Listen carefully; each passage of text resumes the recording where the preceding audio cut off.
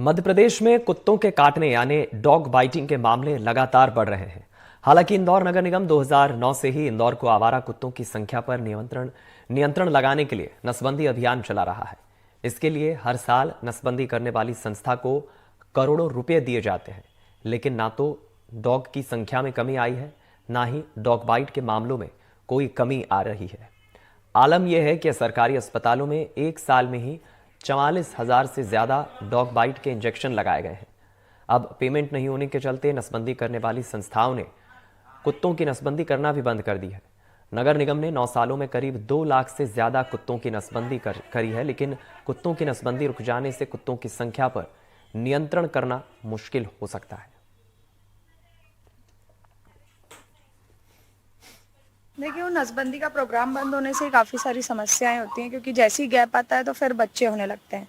अभी भी लगभग 15 दिन से काम बंद है और वापस से बच्चे होना चालू हो गए। अगर सिस्टमेटिक काम होगा तो जल्दी स्टरलाइजेशन होगा। जैसे मुंबई में अधिकतर कुत्ते स्टरलाइज है, तो वहाँ इतना इशू नहीं है। तो नसबंदी अगर प्रॉपर होगी और समय पे होगी तो फिर दिक्कत आना कम हो जाएगी थोड़ी। जनसंख्या इतनी बढ़ती जा रही है कि लोगों को चलते हुए गाड़ी पर लोगों को नोच रहे हैं, काट रहे हैं। अभी 2 साल के बच्चे को बड़वानी में काट लिया गया, जिससे उस बच्चे की जान चली गई। इन सारे गंभीर विषय को लेके हमें बहुत चिंता करनी चाहिए।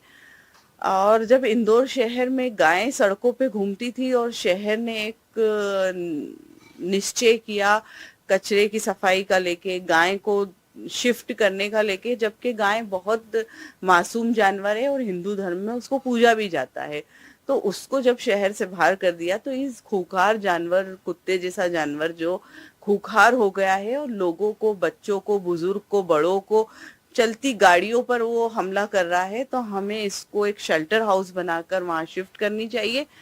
बढ़ते डॉग बाइट को लेकर इंदौर नगर निगम भी जो है हम ये कहें कि लगातार काम कर रही है। लगभग 2014-15 से जो नसबंदी प्रोग्राम है वो इंदौर में चल रहा है और स्वास्थ्य विभाग के प्रभारी डॉक्टर उत्तम यादव हमारे साथ हैं, जो इस पूरे प्रोग्राम को जो है मॉनिटर करते हैं। हम उन्हीं से बात करते हैं। फिलहाल जो है क्या स्थितियां हैं सर, क्या हो रहा है अभी फिलहाल जो अगर बात करें तो नसबंदी को लेकर?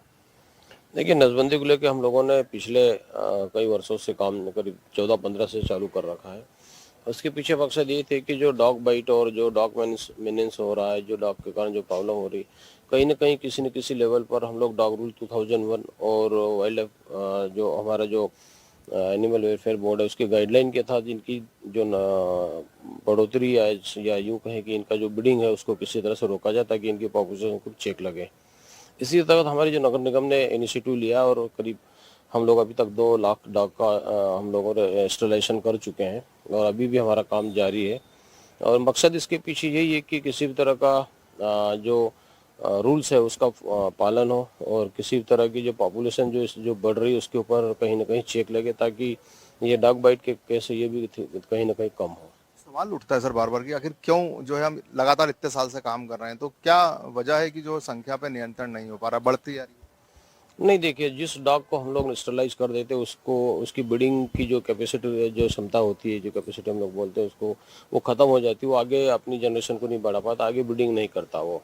लेकिन उसका जो लाइफ स्पान है, जो 12 साल हम लोग ऑन एन एवरेज मानते हैं, तो 12 साल तो वो जिएगा, क्योंकि क्रूरल्टी एक्ट के तहत हम लोग ना तो उनको हटा सकते हैं, ना उनको मार सकते हैं, ना कहीं इधर उधर उनको हटाया जा सकता। तो ये सब चीज़ों को भी हम लोगों को जब हम काम करते हैं तो ध्यान रखना पड़ता है। हमारी एजेंसियों को भी ये सब चीज़ बतानी पड़ती है कि रूल्स का कहीं पर भी वायोलेशन ना हो, क्योंकि माननीय हाईकोर्ट और सुप्रीम कोर्ट ने भी ये चीज़ें AWI के गाइडलाइन को और डॉग रूल 2001 को फॉलो करने के लिए बोल रखा है। तो वो चीज़ भी, जो कि स्टरलाइजेशन का सीधा मतलब ये नहीं कि एक कुत्ता का स्टरलाइजेशन कर दिया तो उसकी संख्या कम हो जाएगी। ये जरूर कम होता है कि उसकी आने वाली जनरेशन उसके ऊपर जरूर चेक लग जाता है, वो आगे अपनी पॉपुलेशन को नहीं बढ़ा पाता। और यही सबसे सही तरीका है और यही पूरी कंट्री में जहाँ जहाँ भी हो रहा है वो इसी तरह से होगी। लेकिन हम सर अगर बात करें तो एक साल में आपने 2 लाख या अभी तक जो है जब से लेकर अभी तक आपने 2 लाख नसबंदी कर दी।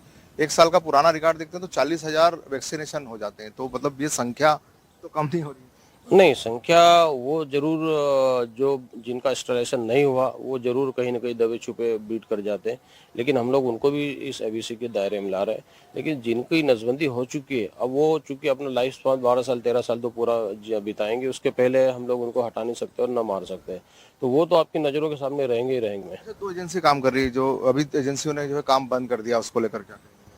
नहीं, अभी हमारा काम चल रहा है। इमरजेंसी में हम लोग जरूर, हमारी गाड़ियाँ कुछ ऐसे कारण थे जिसके कारण अभी थोड़ा सा हमारा काम स्लो हुआ है और हम लोग और इसको स्पीड अप करेंगे। थोड़ा सा फाइनेंशियल क्राइसिस जरूर आया था, लेकिन हम लोग उसको जल्दी जल्दी सॉर्ट आउट कर लेंगे। तो क्या माने सर कि क्या कोई प्लान आना चाहिए सरकार का डॉग नियंत्रण को लेकर या डॉग मुक्त शहर को लेकर? देखिए, ये तो सरकार जो पॉलिसी बताएगी उसके ऊपर काम करना ही हमारा जो हमारा नैतिक दायित्व होता है, जो हम लोग कर भी रहे हैं।